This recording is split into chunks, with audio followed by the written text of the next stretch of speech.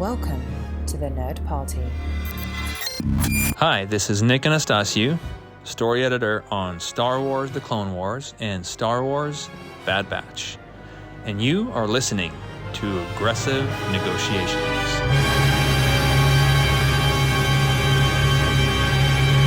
That's right, you're now a part of Aggressive Negotiations, the Star Wars podcast that explores all of the uncharted territory of the Star Wars galaxy. I am one of your hosts, Jedi Master John Mills, and joining me is my dear friend, Jedi philosopher, Jedi Master Matthew Rushing.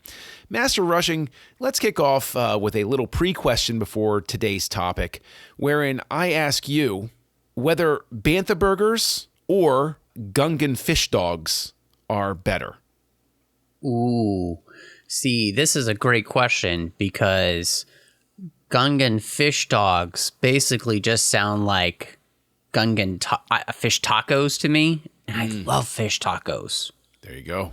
And so as much as I love a good burger, I feel like the Gungan fish dogs are probably pretty amazing. Well, so I'm going to go with that. There you go. That is the authoritative answer from a Jedi Master, folks, and you have to listen to it. And you have to reach out to us, and you go out by doing that and going to X, Twitter, X, Twitter 10, whatever it is now. Find us at the Jedi Masters. Find this great network that we are on at Join Nerd Party, and look for the Nerd Party on Facebook and Instagram, whose names are eternal and unchanging as the sun in the sky. So, Jedi Master Matthew Rushing, I have an interesting question.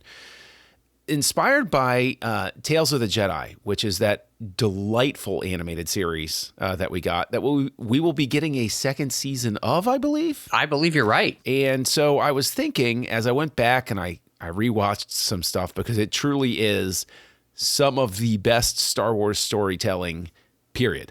And one of the arcs deals with Dooku and his fall. And one of the points of contention is that Mace Windu gets elevated to the Jedi Council at the end of one particular episode, and Dooku is passed over. And we can see this really does not sit well with him. We all know that Palpatine made a move for Dooku. Would Palpatine still have made a move for Dooku had he been elevated to the Council? Or would he have changed tactics and gone for Windu, who we both agree was at times skirting the line with the dark side to begin with? I think this is a really inspired question because when I think about Dooku, and one of the things here that I think allows Palpatine to get his hooks in him is that his pride is hurt. And so with that hurt pride, he also channels that pride, I think, through his frustrations about the Republic and, the things that he's seen, that where, senators taking advantage of their entire planets. And it seems like nobody really cares about them if the Jedi weren't there. And so there's all of these mixed motivations, I feel like, for Dooku in everything.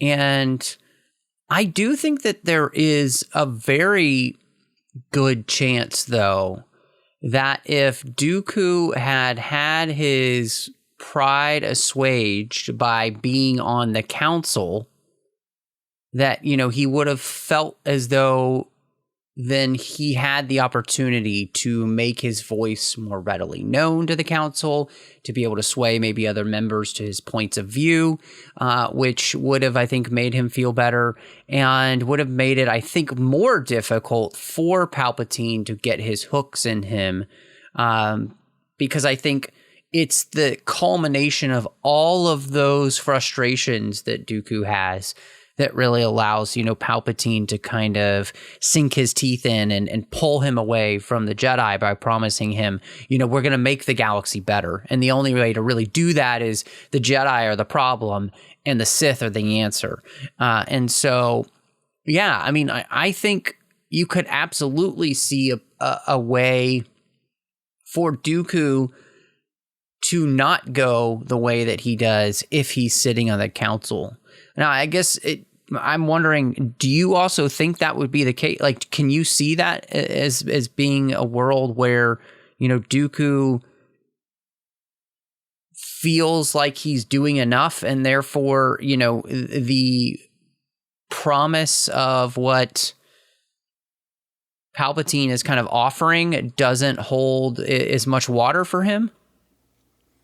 No. I think, and I'm not saying that just to be a contrarian, you hit on a word that I think is key: pride. I think that Dooku's pride will never be assuaged.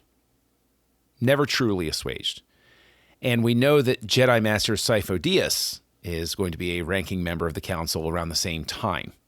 And we know that that little scamp got into all sorts of trouble between The Phantom Menace and Attack of the Clones. I think that Palpatine winds up having two people that he can bend their ear. Does he go so far as to convert Dooku? No, I don't think so. But I don't think he lets go of him per se in this context. Because obviously Palpatine finds a way to influence things so that even Sifo Dyas, who so far as we know did not turn Sith, still played into his hands. I think Palpatine would have been wise enough to know how to manipulate Dooku.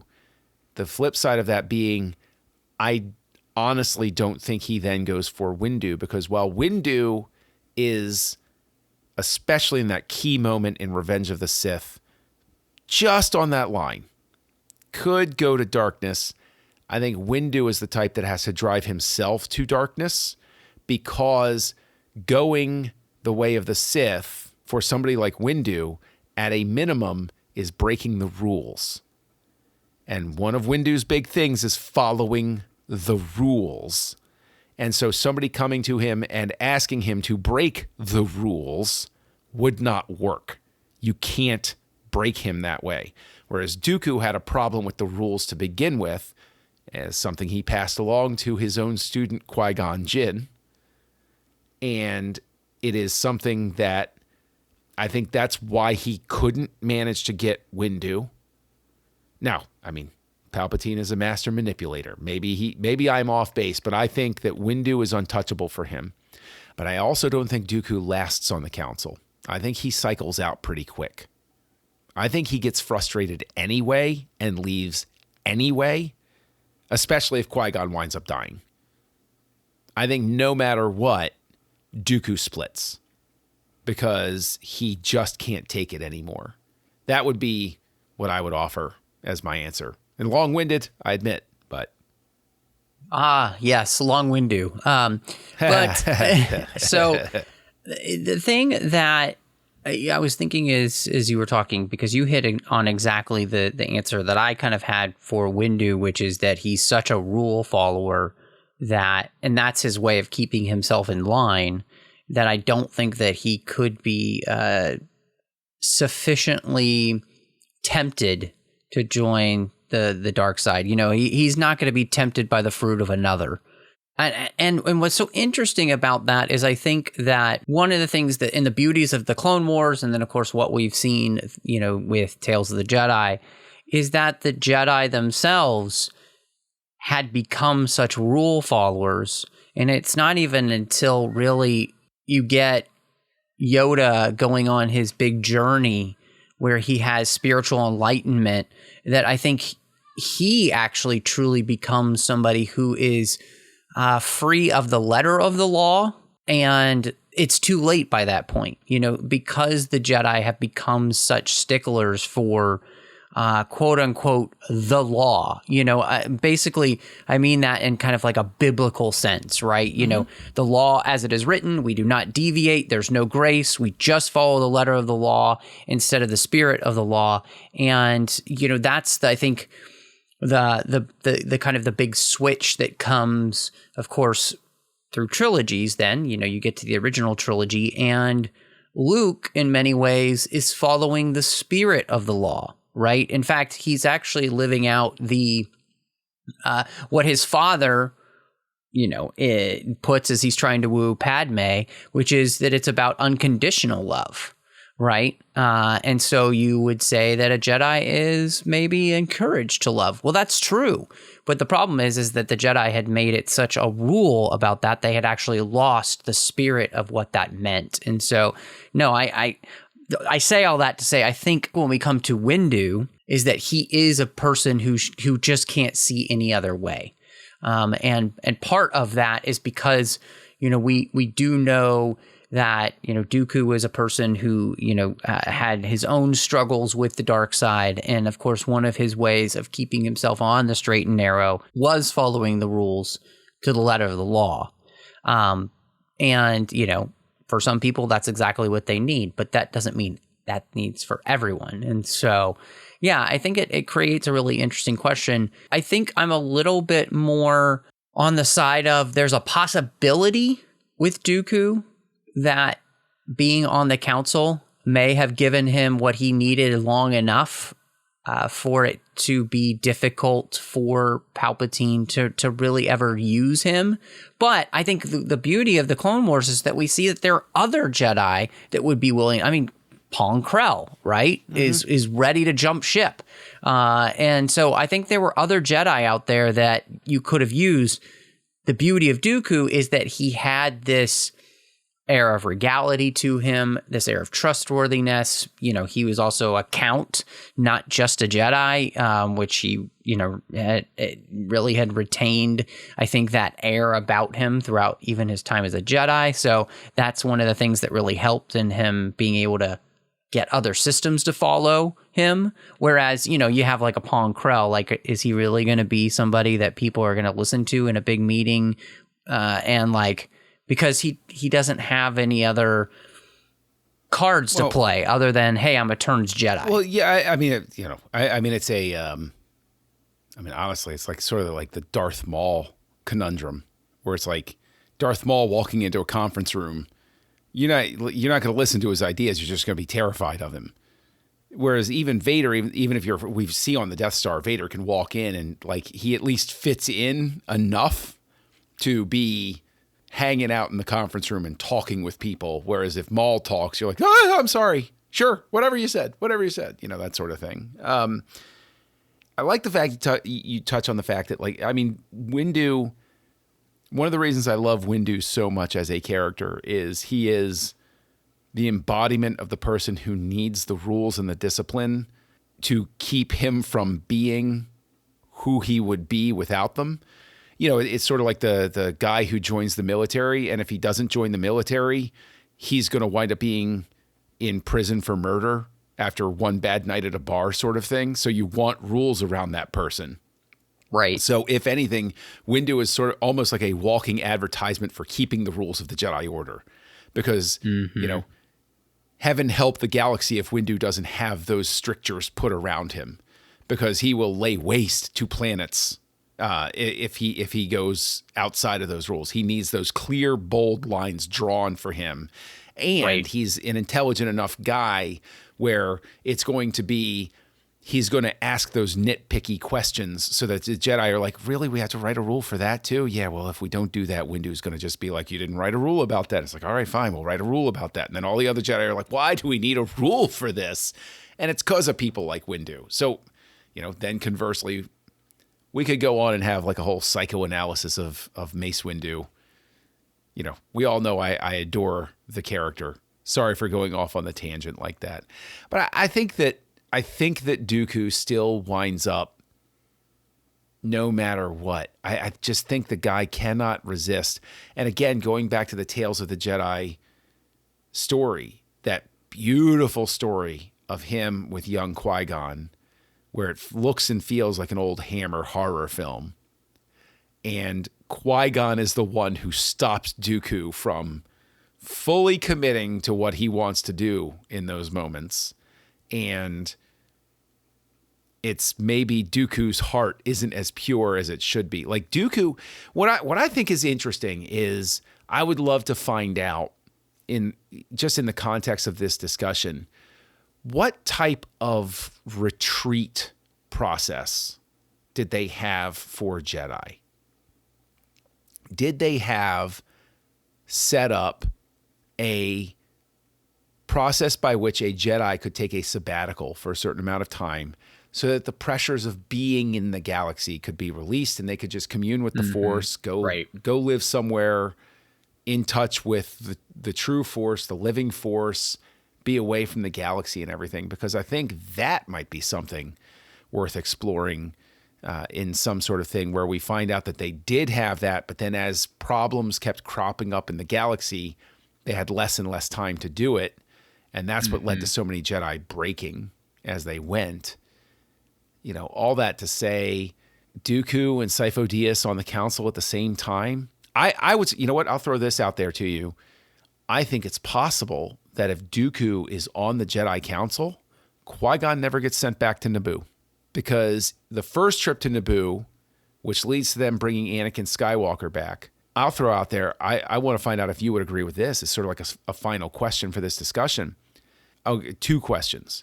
One, does Dooku go differently than Windu in terms of the opinion about Anakin? But two, does Dooku become a dissenting voice about sending Obi-Wan and Qui-Gon back to Naboo? Or is he the one with the wisdom to say, no, we can't get involved with this. I'm sorry that the Queen's going through this, but no, this is the wrong play.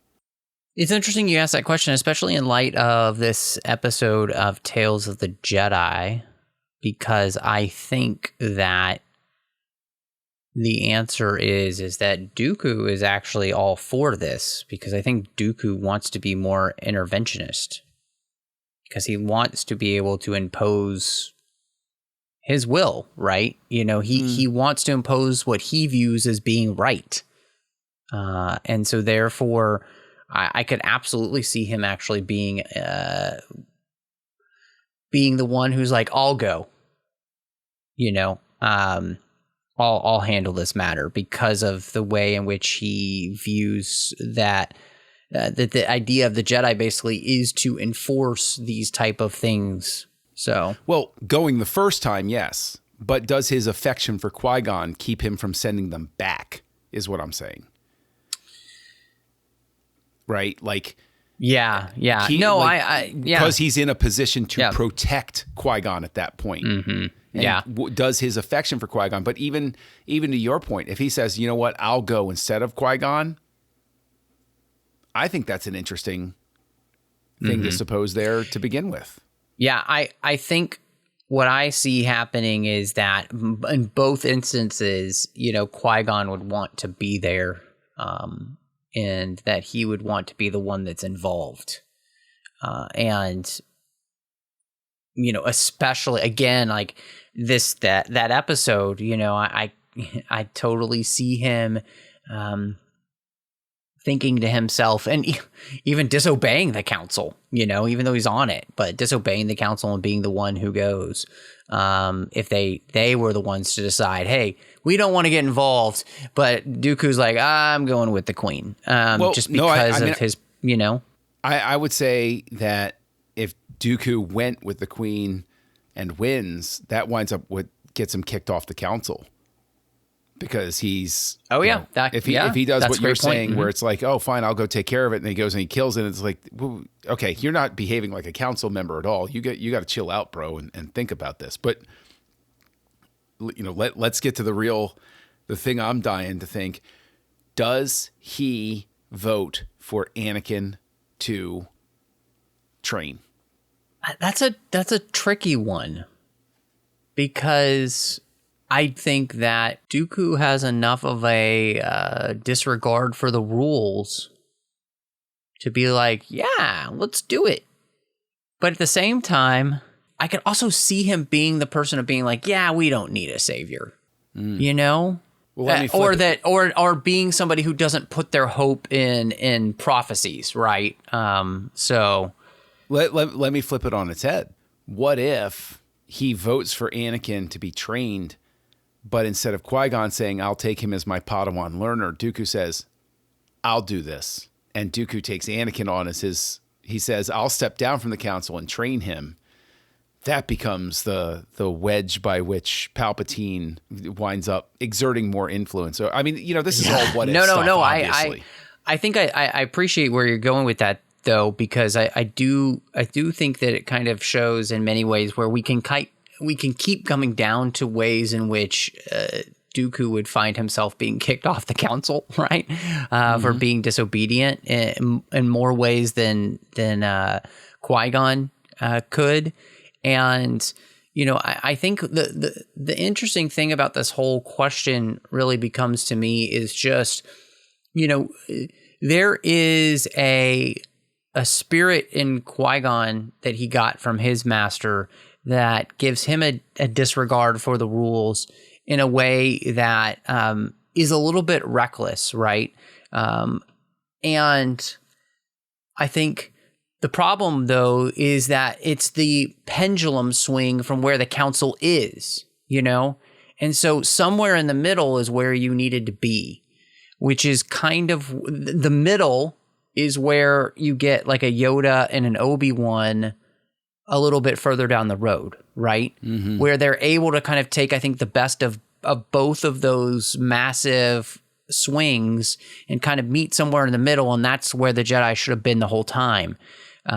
But it's too little too late, And Qui-Gon and I think even Dooku maybe are, reactions to this place of where the council has come and where the Jedi, not just the Jedi, but the Republic have come. And so they're swinging so wildly in the other direction that it's what gets us into trouble, which, I think as we look at that, that's a perfect representation of how our world works, right? The danger of the way our world kind of like wildly swings from one side to the next. And it's like, like neither extreme is really right here. It's usually when we meet somewhere in the middle between the two, which is temperance, which is usually where wisdom comes in, that things are better. And so I like that we kind of got to that place here at the end, because I think the question that you asked at the very beginning, we've been able to kind of come to this place where it's like, most likely Dooku, even if he had been on the council, would have found a way to get himself kicked off.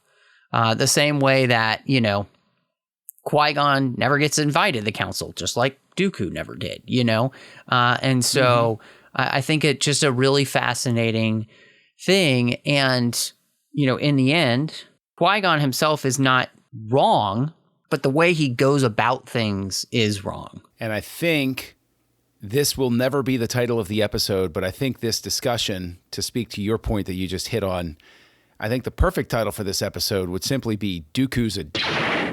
But that being said, Master Rushing, if anybody wants to debate the finer points of this conversation with you, where can they find you online? All over social media. I'm under the name Matt Rushing02. Of course, here in the network, you can find me in a completed show called Owl Post, all about the Harry Potter series, one chapter at a time.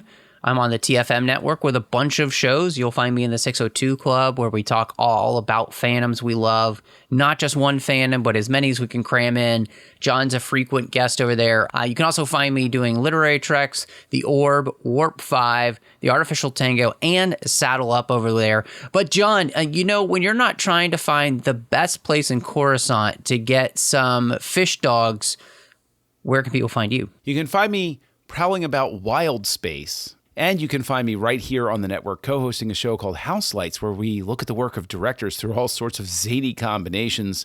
I co-host that with Tristan Riddell and Darren Moser, and we have a grand old time there. But I'll tell you what, Master Rushing, I think it's time that we have a blind taste test where, fine, I'll concede that Gungan fish dogs win, but let's go ahead. Let's have a blind taste test with the true delicacy, which would be Coruscant chicken patties. So let's go ahead and close these negotiations. These negotiations are closed. Join the revolution. Join the Nerd Party.